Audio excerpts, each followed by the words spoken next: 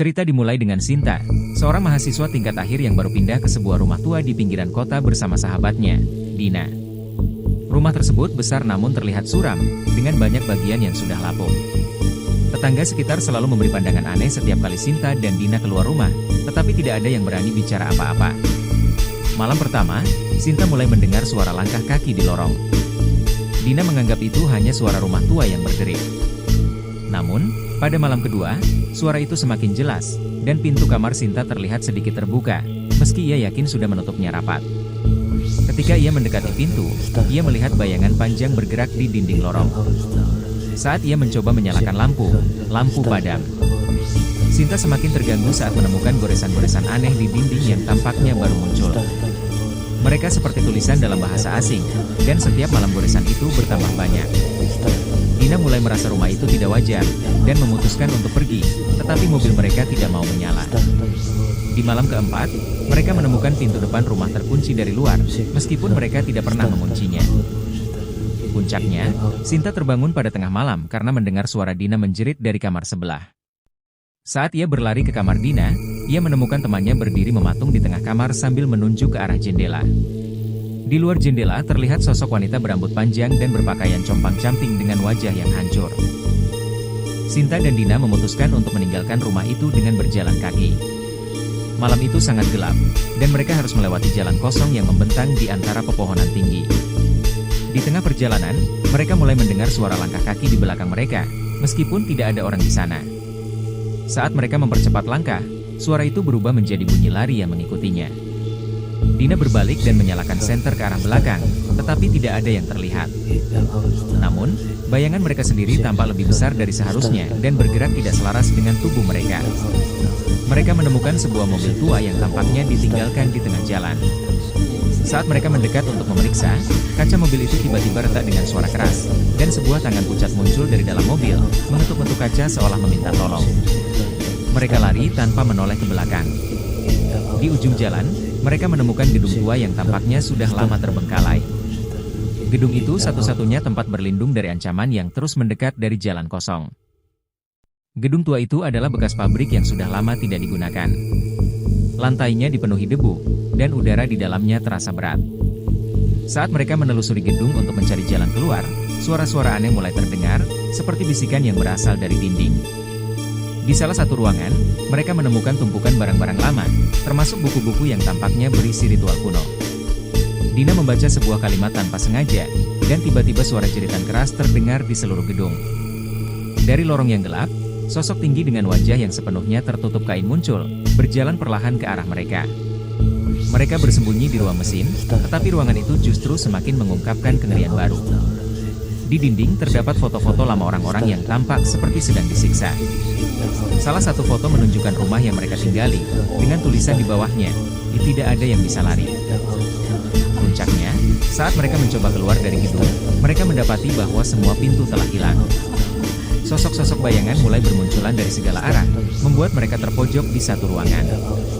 Dina, yang semakin ketakutan, akhirnya menghilang begitu saja setelah sebuah tangan dari bayangan menariknya ke dalam dinding. Sinta yang tersisa sendirian akhirnya menemukan sebuah pintu kecil yang membawanya kembali ke jalan kosong. Namun, jalan itu kini berubah, tidak lagi menuju kota, melainkan kembali ke rumah tua tempat mereka tinggal. Di depan rumah itu, pintu terbuka lebar, seolah menunggu kedatangannya. Sinta masuk ke dalam rumah karena tidak ada pilihan lain. Namun, di dalam rumah itu, ia menemukan Dina duduk di ruang tamu, dengan senyum kosong di wajahnya. Dina menatapnya dan berkata, "Kamu akhirnya pulang. Sekarang giliranmu." Cahaya lilin perlahan padam, meninggalkan kegelapan total. Suara langkah kaki memenuhi rumah itu, mendekati Sinta, sebelum semuanya menjadi hening. Layar menjadi hitam, diiringi dengan suara tawa kecil yang menyeramkan. Sinta terbangun di lantai ruang tamu, dengan tubuh gemetar dan keringat dingin membasahi wajahnya. Ia tidak ingat bagaimana ia kembali ke rumah itu, hanya kilatan ingatan samar, Dina, tawa menyeramkan, dan sosok bayangan yang mengintai dari sudut-sudut gelap. Ketika ia melihat ke sekeliling, ruangan itu terlihat berbeda. Perabotan berdebu, namun ada benda-benda baru. Sebuah cermin besar di sudut ruangan dan sebuah boneka tua yang duduk di kursi goyang, menatap ke arahnya. Dina tidak ada di sana, tetapi suara langkah kaki terdengar di lantai atas. "Dina!" panggil Sinta, suaranya bergetar. Tidak ada jawaban. Namun, suara langkah kaki itu terus berlanjut. Sinta mencoba meninggalkan rumah, tetapi pintu depan terkunci lagi. Kali ini, kunci pintu telah berubah menjadi sebuah wajah, dengan mata yang bergerak mengikuti pergerakannya. Ia mencoba memutar pegangan pintu, tetapi wajah itu mengeluarkan suara tawa kecil sebelum lenyap menjadi kayu biasa. Ketika ia naik ke lantai 2 untuk mencari Dina, ia menemukan lorong yang tidak sesuai dengan ingatannya. Lorong itu lebih panjang, penuh dengan pintu-pintu baru yang sebelumnya tidak ada. Dari salah satu pintu, terdengar suara Dina memanggil pelan. "Sinta, tolong aku." Ia membuka pintu itu dengan hati-hati dan menemukan kamar penuh dengan foto dirinya sendiri. Dalam setiap foto, ia tampak seperti sedang tidur, meskipun ia tidak pernah ingat ada yang mengambil foto itu. Di tengah ruangan ada cermin yang sama seperti di lantai bawah, tetapi dalam bayangan cermin itu, ia melihat Dina berdiri di belakangnya dengan mata kosong dan senyum lebar. Ketika Sinta berbalik, Dina tidak ada di sana. Namun, sebuah tangan hitam keluar dari cermin, mencengkeram bahunya.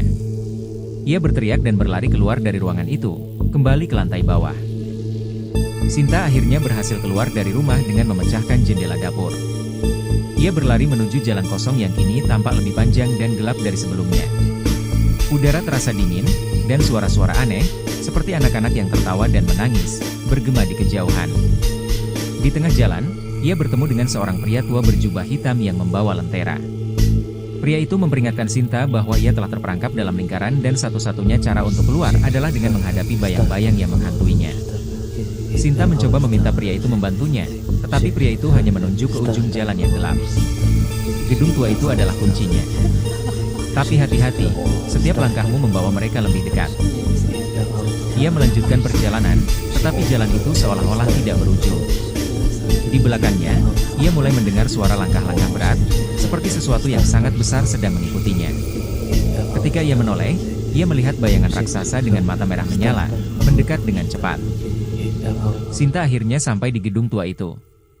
Namun, kali ini gedung itu tampak hidup, dengan dinding yang berdenyut seperti bernapas dan pintu-pintu yang membuka dan menutup sendiri. Saat ia masuk, suara Dina kembali terdengar, memanggil-manggil namanya. Ia menemukan temannya di tengah aula besar, duduk di lantai dengan kepala tertunduk. Namun, ketika ia mendekat, Dina mengangkat wajahnya. Wajah itu penuh dengan luka bakar, dengan mata yang kosong dan senyum mengerikan.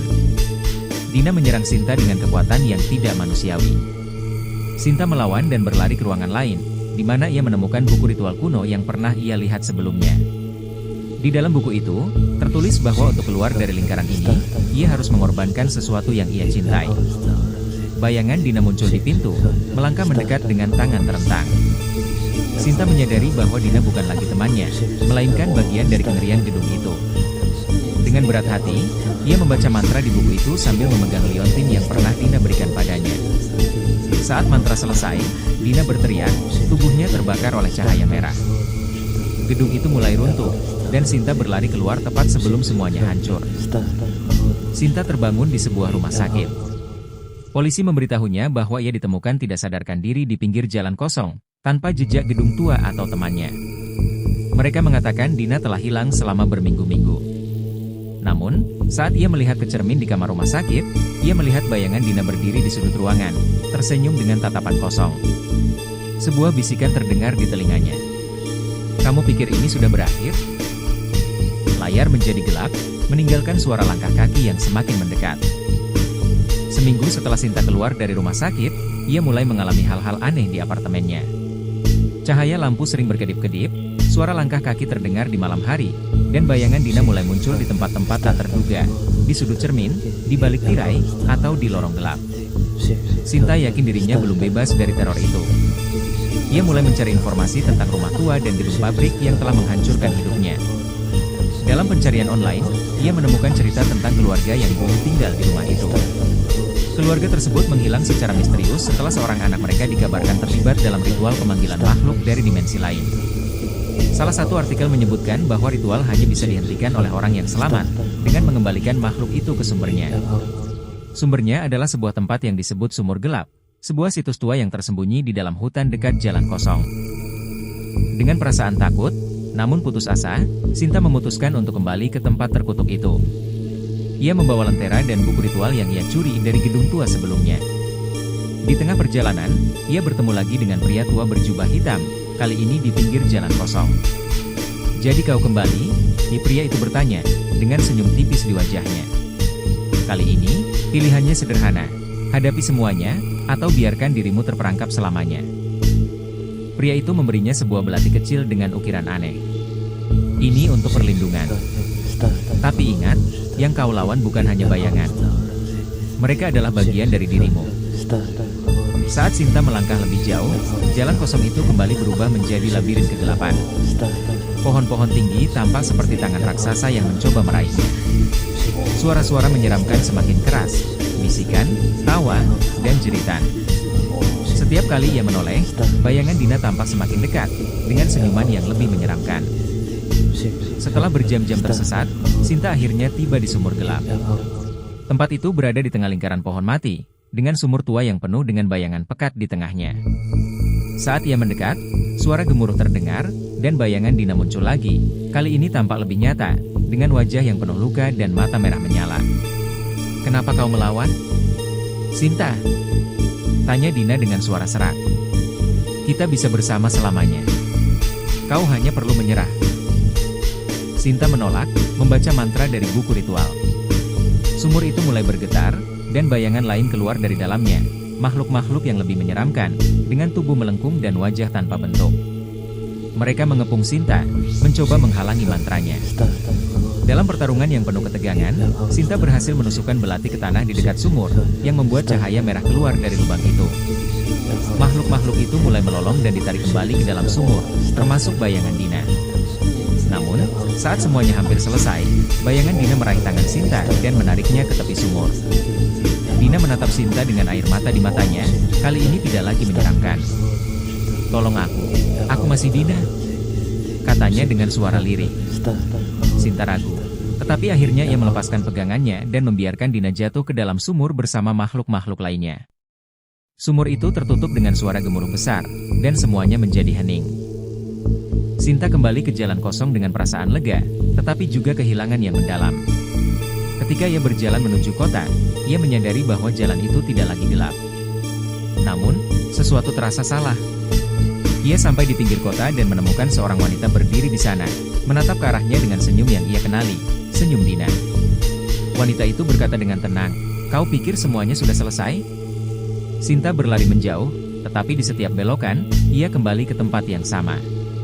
Kota itu tampak tidak nyata, seperti lukisan yang retak. Ia menyadari bahwa meskipun ia berhasil menutup sumur, dirinya telah menjadi bagian dari lingkaran itu. Cerita ditutup dengan Sinta berdiri di depan sebuah cermin besar di tengah jalan kosong.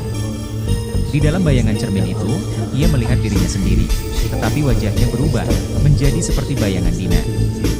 Layar menjadi gelap, meninggalkan suara tawa menyeramkan yang menggema.